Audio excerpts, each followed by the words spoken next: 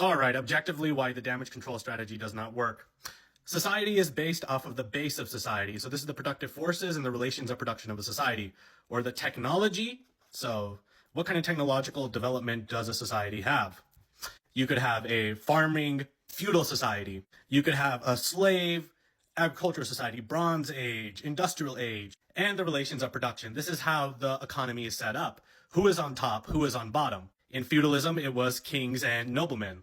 In capitalism, it is the capitalist and the workers. The capitalist owns the means of production, that being things that make capital, things that produce profit, so factories, apartments for renting out things like that.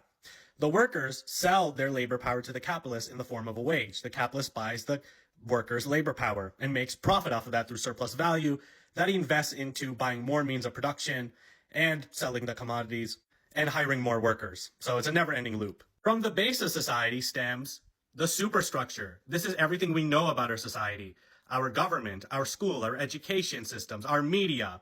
And these all are based off of the base. They all reinforce capitalism because we're living in a capitalist society.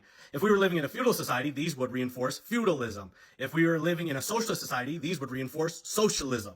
So let's say we have a Democrat and a Republican politician. What liberals believe is that these two exist in a vacuum, that their fight is unrelated to class struggle, to the economic base of society, etc., etc.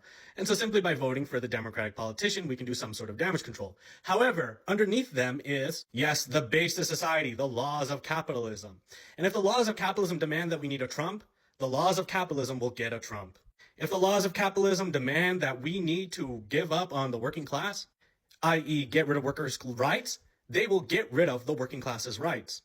The so-called damage control only exists within this sphere. However, it's unable to analyze that both are controlled opposition of the base, of capitalism, of the capitalists. And this is really the determiner of society, the determiner of who gets into office, the determiner of policies, the needs of capitalism. And so damage control doesn't work because, well, the Democrats are founded off of the base of society. And if capitalism wants a policy, it will get it either through the Democrats or Republicans. And in fact, we have seen this time and time again in what is called the ratchet effect.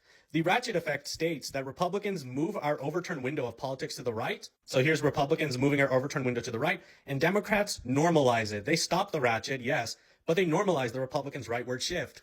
That is why ever since FDR, Democrats have been going more and more and more to the right. You could say Truman, JFK, Clinton, Kamala. And it really is crazy that Ronald Reagan was about, let's say, right here to the right of politics, and Kamala was all the way over here. In fact, Kamala right now is about where Bush was, or at least she was where Bush was. She was literally campaigning with Bush's vice president that did the Iraq War.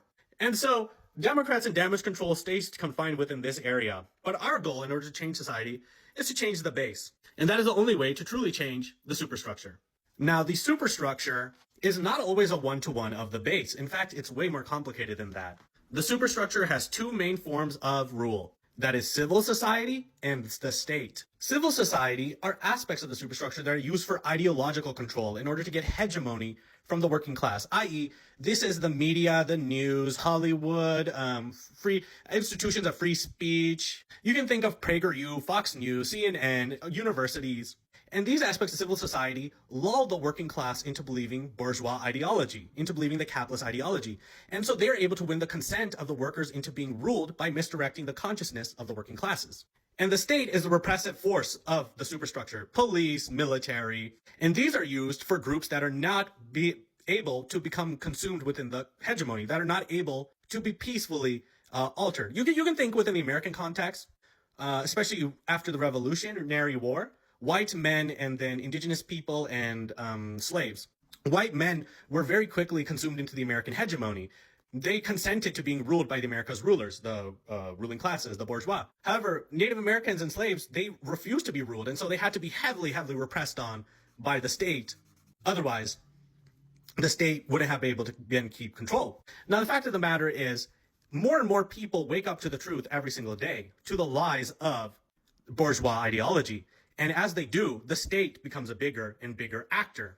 That is why recently we've been seeing Trump jail political activists. More and more people are waking up to the lies told to us by the hegemony, and now the state is becoming an actor in order to keep desperate power. However, this is ultimately a losing battle. It is the battle between old and new. And new ideas always win over the old. That is the dialectic process of humanity and how we have gone from hunter-gatherers to slavery to feudalism to capitalism. That is to say, capitalism has certain laws to it that you cannot damage control your way out of. 3 I can think of off the top of my head that Marx recognized were falling rate of profit. That means over time, due to automation, profits become harder and harder to make. And so we have to extort and exploit the working class more and more.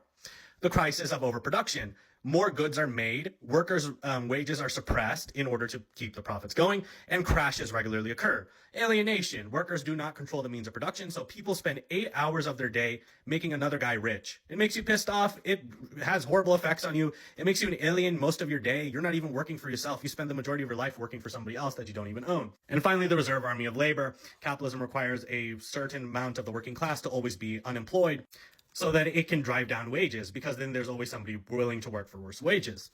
Damage control cannot fix any of these things. And in fact, less than our votes actually determining what the government will be. It's more that the economic base of society and what it wants will determine what our government will be.